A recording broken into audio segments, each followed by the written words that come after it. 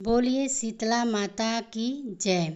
आज के इस वीडियो के माध्यम से आप सभी सुनेंगे शीतला माता की व्रत कथा। एक बार शीतला माता ने सोचा कि चलो आज देखूं कि धरती पर मेरी पूजा कौन करता है, कौन मुझे मानता है। यही सोचकर शीतला माता धरती पर राजस्थान के डुंगरू गांव में आ गई। वहां पहुंचकर उन्होंने देखा कि इस गांव में तो मेरा मंदिर भी नहीं है, ना ही यहाँ पर कोई मेरी पूजा करता है। शीतला माता वेश बदलकर गांव की गलियों में घूम ही रही थी। तभी एक घर के ऊपर से किसी ने चावल का उबला पानी यानी कि मांड नीचे फेंक दिया। वह उबलता पानी शीतला माता के ऊपर जा गिरा, जिससे शीतला माता के शरीर में छाले पड़ गए। शीतला माता के पूरे शरीर में जलन होने लगी। अब शीतला माता, जो कि बूढ़ी औरत का वेश बनाए हुए थी, पूरे गांव में इधर उधर भाग भाग कर चिल्लाने लगी, अरे मैं जल गई, मेरा शरीर तप रहा है, जल रहा है, कोई मेरी मदद करो, कोई मुझे बचाओ। लेकिन उस गांव में किसी ने भी शीतला माता की मदद नहीं की। वहीं अपने घर के बाहर एक कुम्हारन बैठी हुई थी। उस कुम्हार ने देखा कि अरे यह बुढ़िया माई तो बहुत जल गई और इनके पूरे शरीर में तो तपन भी हो रही है। इनके पूरे शरीर में छाले पड़ गए हैं और यह तपन सहन नहीं कर पा रही हैं। तब उस कुम्हारी ने कहा, माँ तुम यहाँ बैठ जाओ, मैं तुम्हारे शरीर के ऊपर ठंडा पानी डालती हूँ।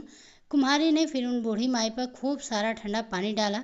इसके बाद वह शीतला माता से बोली, माँ मेरे घर में रात की बनी हुई राबड़ी रखी है, थोड़ा सा दही भी है, तुम दही और राबड़ी खा लो। जब बूढ़ी माई ने ठंडी यानी कि ज्वार के आटे की राबड़ी और दही खाया, तब उनके शरीर की बहुत ही ठंडक मिली। इसके थोड़ी देर बाद कुम्हारिन बोली, माँ बैठ जाओ, तुम्हारे सिर के बाल बिखरे हुए हैं, मैं तुम्हारी चोटी गूंथ देती हूँ। कहकर कुम्हारिन माई की चोटी गूंथने लगी।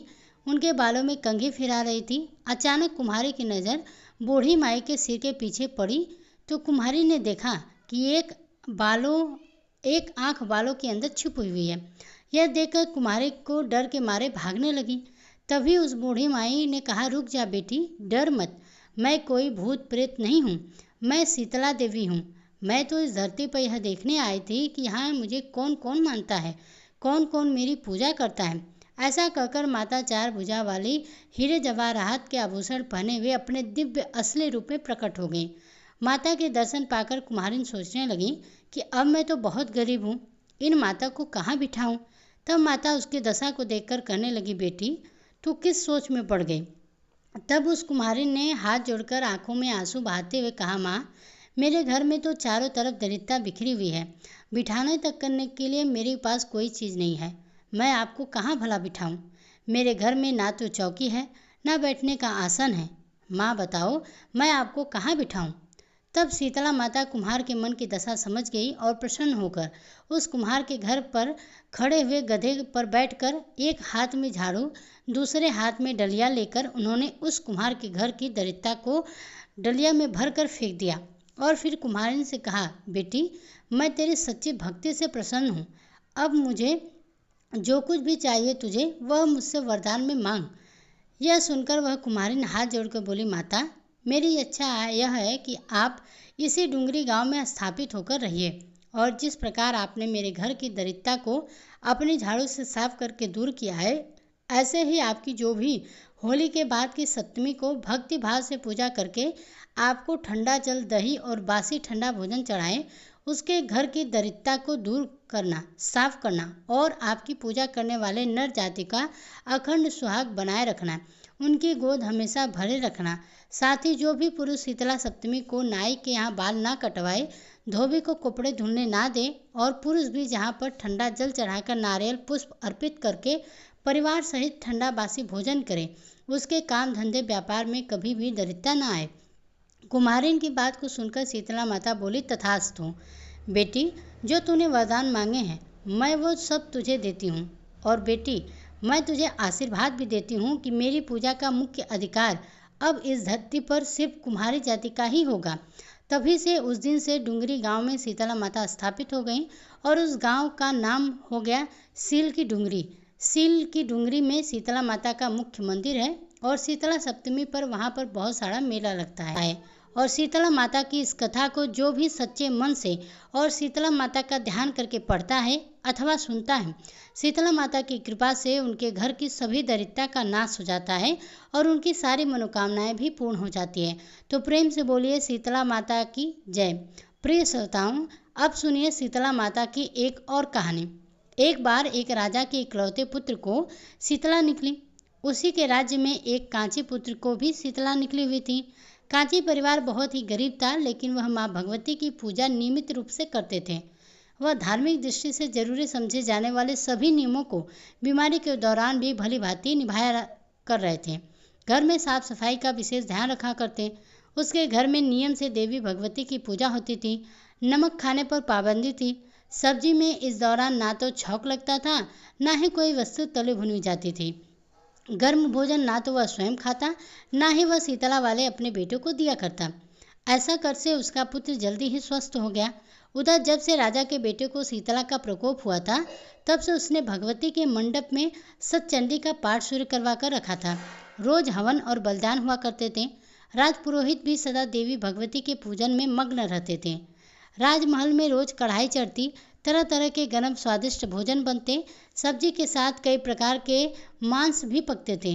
उसका परिणाम यह होता कि उन लजीज भोजन की गंध से राजकुमार का मन मचल उठता और वह भोजन करने के लिए जिद करने लगता। एक तो राजकुमार पुत्र, दूसरा एकलौता, इस कारण उसकी अनुरुचि जिद भी पूरी कर दी जाती और उसे वह भोजन खाने के लिए दे दिया जाता। इस पर शीतला का प्रकोप घटने के बजाय और बढ़ने लगा। अब तो शीतला के साथ साथ उसे बड़े बड़े फोड़े भी निकलने लगे, जिनमें खुजली और जलन बहुत ही होती थी। शीतला की खुजली से राजा जितने भी उपाय करता, शीतला का प्रकोप उतना ही बढ़ता जाता, क्योंकि अज्ञानवश राजा के यहाँ सारे काम उल्टे हो रहे थे। यह देखकर अब तो राजा बहुत ही परेशान हो गया। उसके समझ में नहीं आ रहा था कि इतना सब कुछ करने के बाद भी शीतला का प्रकोप शांत क्यों नहीं हो रहा है। एक दिन राजा के गुप्तचरों ने उन्हें बताया कि कांची पुत्र को भी शीतला निकली थी, फिर वह भी बिल्कुल ठीक हो गया। यह जानकर राजा सोच में पड़ गया कि मैं तो शीतला माता की इतनी सेवा कर रहा हूँ, पूजा अनुष्ठान में कोई कमी नहीं छोड़ रहा हूँ, लेकिन फिर भी मेरा पुत्र अधिक रोगी होता जा रहा है, जबकि कांची पुत्र बिना सेवा पूजा पाठ के ठीक हो गया। पलंग पर लेटा हुआ राजा यही सोच रहा था कि सोचते सोचते उसे नींद आ गई। तभी श्वेत वस्त्र धारणी देवी भगवती ने उसे स्वप्न में दर्शन देकर कहा, राजन, मैं तुम्हारी सेवा अर्चना से प्रसन्न हूँ, इसलिए आज भी तुम्हारा पितृ जीवित है। लेकिन इसके ठीक ना होने के कारण यह है कि तुमने शीतला के समय पालन करने वाले योग्य नियमों का उल्लंघन किया है। तुम्हें ऐसी हालत में नमक का प्रयोग बंद करना चाहिए। नमक से रोगी के फोड़े में खुजली होती है। घर की सब्जियों में छौंक नहीं लगाना चाहिए, क्योंकि इसकी गंध से रोगी का मन उन वस्तुओं को खाने के लिए ललचता है। रोगी का किसी के पास जाना आना मना है, क्योंकि यह रोग औरों को भी होने का भय रहता है। इसलिए इन नियमों का पालन कर तेरा पुत्र अवश्य ही ठीक हो जाएगा। फिर सारा विधि विधान समझाकर देवी अंतर्ध्यान हो गई। प्रातः काल उठते ही राजा ने देवी की आज्ञा अनुसार सभी कार्यों की व्यवस्था कर दी, जिससे कि राजकुमार की सेहत पर अनुकूल प्रभाव पड़ा और वह जल्द ही स्वस्थ हो गया। अब तो राजा बहुत ही प्रसन्न हो गया। फिर उसने अपने पूरे राज्य में घोषणा करवा दी कि हर कोई शीतला माता की पूजा करेगा। प्रिय श्रोताओं, आज के दिन शीतला माता के अलावा भगवान श्री कृष्ण और उनकी माता देवकी का भी विधि विधान से पूजन करना चाहिए। मध्यकाल में सात्विक भोजन का भोग उन्हें लगाना चाहिए। ऐसा करने से केवल पुण्य ही नहीं मिलता, बल्कि सारे दुख भी दूर हो जाते हैं। अब सुनिए शीतला माता की एक और कहानी। प्राचीन कथा के अनुसार एक बुढ़िया माई और उनके 2 बहुओं ने शीतला माता का व्रत किया। उन सभी को अष्टमी तिथि को बासी भोजन खाना था, जिसके चलते ही उन्होंने सप्तमी तिथि को ही भोजन बनाकर रख लिया था। लेकिन दोनों बहुओं ने बासी भोजन नहीं करना था, क्योंकि उन्हें कुछ समय पहले ही संतान हुए थे। उन्हें लग रहा था कि कहीं ऐसा ना हो कि वह बासी भोजन करें और बीमार पड़ जाएं। अगर ऐसा हुआ तो उनकी संतानें भी बीमार पड़ जाएंगी। तब दोनों बहुओं ने अष्टमी को बासी भोजन ग्रहण ना करके अपनी सास के साथ माता की पूजा की। इस बाद पशुओं के लिए बनाए गए भोजन के साथ ही अपने लिए भी ताज़ा भोजन बना लिया, फिर उसे ग्रहण कर लिया। और फिर जब उनकी सास ने उन्हें बासी भोजन करने के लिए कहा तो उन्होंने टाल दिया। यह देखकर माता क्रोधित हो गई। अचानक ही उनके नवता पोतों की मृत्यु हो गई। अब यह बात सास को पता चली तो उसने अपनी बहुओं को घर से निकाल दिया और दोनों अपने बच्चों के शव को लेकर रास्ते में चली जा रही थी। तब वे एक हर बरगद के पेड़ के नीचे बैठकर आराम करने के लिए रुक गईं। यहाँ पर दो बहनें थीं जिनका नाम ओरी और शीतला था। यह सिर में पड़ी जुओं से बहुत परेशान थीं। बहुओं की उनकी हालत देखकर उन पर दया आ गई। उन्होंने उनकी मदद करनी चाहा और उन बहुओं के सिर से जुएं निकाल दी, जिससे कि उन दोनों बहुओं को सुकून मिला। तब उन दोनों बहुओं को आशीर्वाद दिया उनकी गोद हरी हो जाए। ये सुनकर दोनों बहुएं बोली कि उनकी हरी गोद तो लुट गई है। तब उनमें से एक बहन जिनका नाम शीतला था दोनों बहुओं को डांट लगाई और कहने लगी कि पाप कर्म का दंड तो भुगतना ही पड़ता है। तब उन दोनों बहुओं ने माता शीतला को पहचान लिया। वे दोनों उनके पैरों में गिर पड़ी और क्षमा मांगने लगीं। माता को उनका पश्चाताप करके देखकर उन पर दया आ गई। फिर उन्होंने उनके मृत बालकों को जीवित कर दिया। यह देखकर वे दोनों खुशी खुशी अपने बच्चों सहित गांव में लौट आई। इसके बाद से पूरा गांव शीतला माता को मानने लगा। हे शीतला माता, जैसे आपने उन दोनों बहुओं पर अपनी कृपा की, वैसे ही इस कथा को कहते, सुनते और हुंकारा भरते सभी भक्तों पर अपनी कथा को बनाए रखना। तो दोस्तों, आशा करते हैं कि आज की यह व्रत कथा आपको पसंद आई होगी। अगर पसंद आई हो तो वीडियो को लाइक कीजिएगा। इसी तरह की व्रत कथाओं को सुनने के लिए हमारे चैनल वैदिक पूजा पाठ को सब्सक्राइब जरूर कीजिएगा।